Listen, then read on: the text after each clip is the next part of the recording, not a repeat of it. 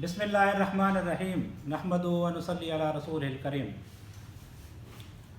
RSI candles, formation of candle, formation of strong candle, market support level, market second support level, market resistance level, market second resistance level।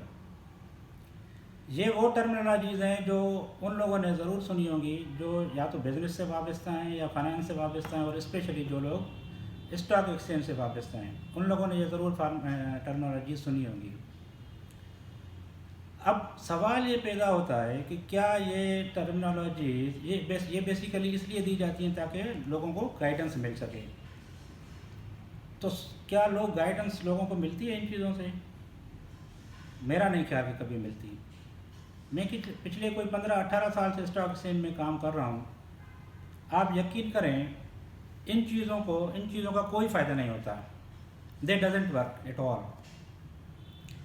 एक दिन पहले कहा जाता है कि आज मार्केट का जो ग्राफ है वो बड़ा स्ट्रांग है, कल मार्केट पॉजिटिव खुलेगी, लेकिन अगले दिन हम देखते हैं कि मार्केट नीचे चली जाती है। और एक दिन पहले बताया जाता है कि आज मार्केट ने जो कैंडल बनाई है वो बड़ी वीक कैंडल है और कल मार्केट नीचे जाएगी, वो ऊपर चली जाती है। तो इसका मकसद ये है कि ये चीज़ें काम नहीं करती। तो फिर क्या किया जाए? क्या वे आउट क्या है हमारे पास? कैसे ओवरकम किया जाए? कैसे अपनी इन्वेस्टमेंट को सिक्योर किया जाए? कैसे ट्रेडिंग बेहतर तरीके से की जाए? तो इसके लिए आज मैं आपको एक थंब रूल बताऊंगा। फॉरगेट अबाउट द कैलकुलेशंस, छोड़ दें कैलकुलेशंस को, छोड़ दें ग्राफ्स को, छोड़ दें चार्ट्स को, छोड़ दें सब चीज़ों को। मैं आपको एक थंब रूल बताऊंगा जो मेरे पर्सनल एक्सपीरियंस पे, मेरा 15-18 साल का एक्सपीरियंस है, वो मैं आपको आज बताने जा रहा हूँ और ये बिल्कुल काम करेगा, इससे आपको फ़ायदा होगा। अब वो थंब रूल क्या है वो मैं आखिर में, जब हम पहुंचेंगे तो मैं आखिर में बताऊंगा। फ़िलहाल मैं आपको वे आउट बता रहा हूं कि स्टॉक एक्सचेंज में ट्रेडिंग कैसे की जाए, बेहतर तरीका क्या है, अपनी इन्वेस्टमेंट्स को कैसे सिक्योर किया जाए। तो इसके लिए आपने करना ये है कि देखें, स्टॉक एक्सचेंज में मुख्तलिफ़ कंपनीज़ होती हैं, उन कंपनीज़ में आप इन्वेस्टमेंट करते हैं, उनके शेयर्स परचेज़ करते हैं। अब सेक्टर्स होते हैं, मुख्तलिफ़ कंपनीज मुख्तलिफ़ सेक्टर्स में आती है ना, एक क्लस्टर सा बना हुआ होता है। अब सबसे पहले हम सपोज सीमेंट सेक्टर को देख लेते हैं। अब जब आप सीमेंट सेक्टर में जाएंगे तो उसमें आपको लकी सीमेंट भी मिलेगी, उसमें आप पायोनियर सीमेंट भी मिलेगी, उसमें आपको डीजी खान सीमेंट भी मिलेगी, उसमें चेराट सीमेंट भी मिलेगी। मतलब मुख्तलिफ़ कंपनीज होंगी जो सीमेंट सेक्टर में आती हैं, जो सीमेंट से रिलेटेड हैं, सीमेंट बनाते हैं और सीमेंट बेचते हैं। उसके बाद सपोज़ हम ले लेते हैं बैंकिंग सेक्टर को। अब बैंकिंग सेक्टर में आप जाएंगे तो आपको एमसीबी बैंक मिलेगा, वहाँ पे आपको यूबीएल मिलेगा, आपको बैंक अल्फला मिलेगा, मतलब मुख्तलिफ़ किस्म के बैंक्स मिलेंगे उसमें आपको। उसके बाद आपका आता है ऑयल मार्केटिंग कंपनी, जिनको ओएमसीज कहा जाता है, जैसे पीएसओ हो गया, शेल हो गया, एस्कोल हो गया। तो इसी तरीके से मतलब अब जैसे आप फर्टिलाइज़र में जाएंगे तो फर्टिलाइज़र सेक्टर में जाएंगे तो फर्टिलाइज़र की कंपनीज आपको मिलेंगी, जिसमें एफएफसी आ गया, जिसमें फौजी फर्टिलाइज़र बिन कासम आ गया, जिसमें फातिमा फर्टिलाइज़र आ गया। तो मतलब ये फर्टिलाइज़र से वाबस्ता कंपनीज हैं जो फर्टिलाइज़र सेक्टर में आती हैं। अब आपने क्या करना है कि 4 या 5 सेक्टर्स आपने चूज़ करने हैं कि इन सेक्टर्स में मुझे काम करना है। वंस आपने सेक्टर्स चूज़ कर लिए, अब हर सेक्टर में से 2-2 कंपनीज आपने चूज़ करनी है। ठीक है, अब वो चूज़ कैसे करनी है, यहाँ पे आपको थोड़ा सा रिसर्च करनी पड़ेगी।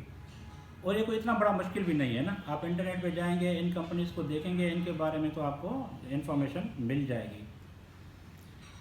तो अब रिसर्च कैसे की जाए?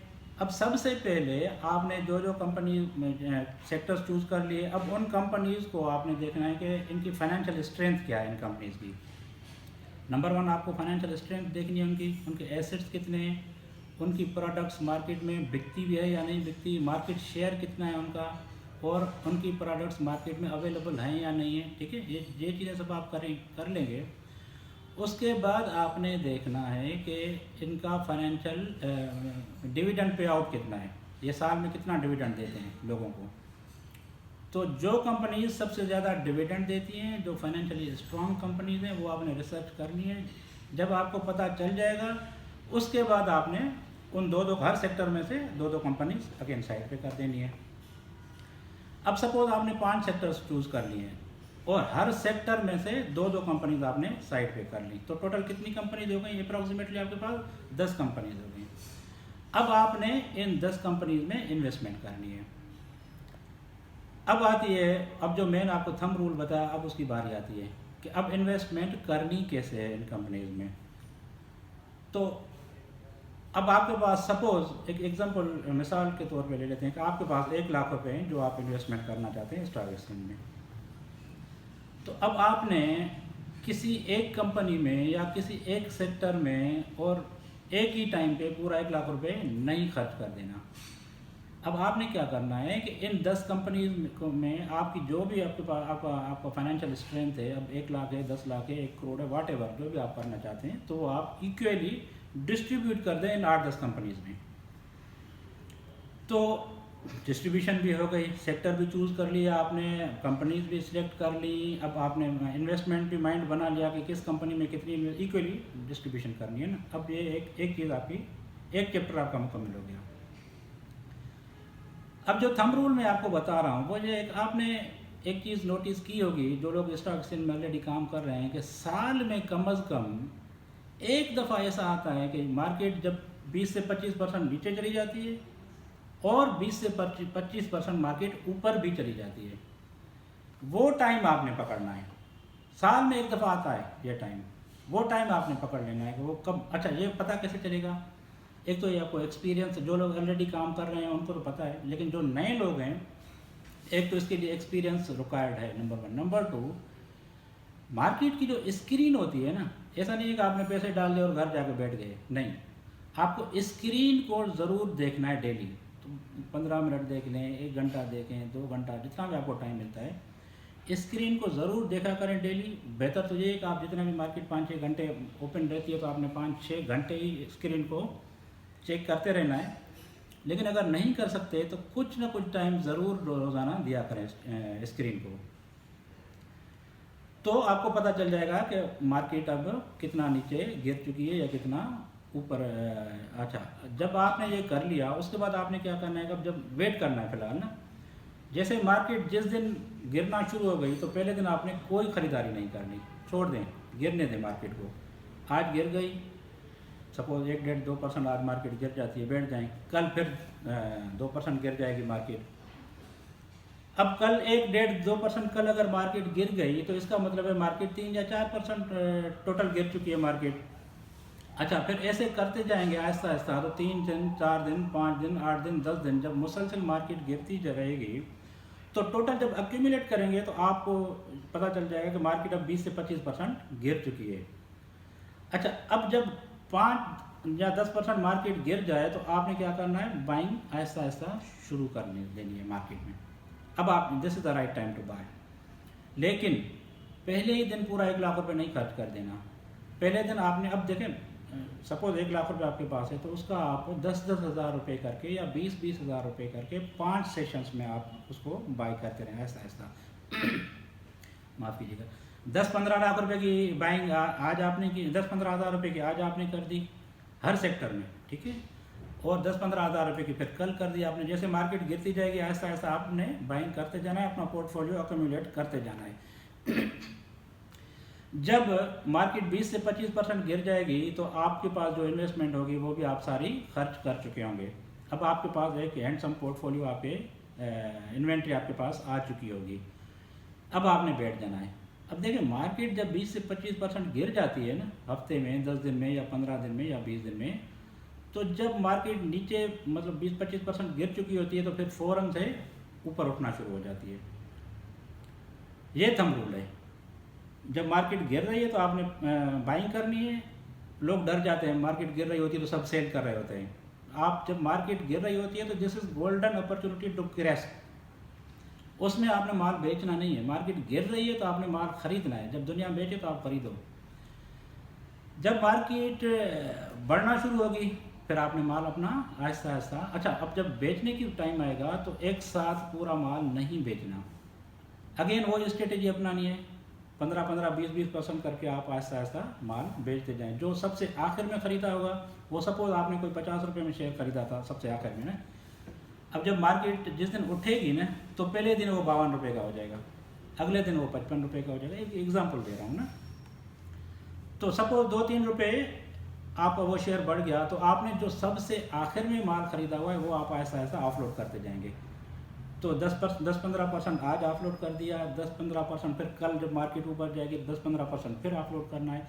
आहिस्ता आहिस्ता करके करके आपने पूरा 100% माल ऑफलोड कर देना है उस तेज़ी में। तो जब आखिर में आप देखेंगे तो आपको एक हैंडसम प्रॉफिट आपके अकाउंट में जमा हो चुका होगा। अब आपके पास फ्री कैश भी आ गया और जो आपने प्रॉफिट अर्न किया वो भी आपके अकाउंट में, दोनों चीज़ें आ गई। अब आपने अगेन बैठ जाना बस सुकून से, एक हैंडसम अमाउंट आपने कर लिया, जमा कर लिया। अब बैठ जाएं और मार्केट के गिरने का वेट करें, चाहे इसमें 1 महीना लगता है, 2 महीने लग जाते हैं, 3 लग जाते हैं, 6 महीने लग जाते हैं। याद रखिए स्टॉक एक्सचेंज डेली का धंधा नहीं है। वो लोग फंस जाते हैं जो डेली काम करते हैं, मतलब कुछ लोग शाम को जाते जाते एक्यूमुलेट कर देते हैं कि कल सुबह आके बेचेंगे। एक दिन तो चल जाएंगे आप, 2 दिन तो चल जाएंगे, लेकिन तीसरे दिन जब ऐसी मार पड़ती है ना, तो जितना भी कमा चुके होते हैं वो सब एक दिन में चला जाता है। ये मैं अपना ज़ाती एक्सपीरियंस बता रहा हूँ आपको।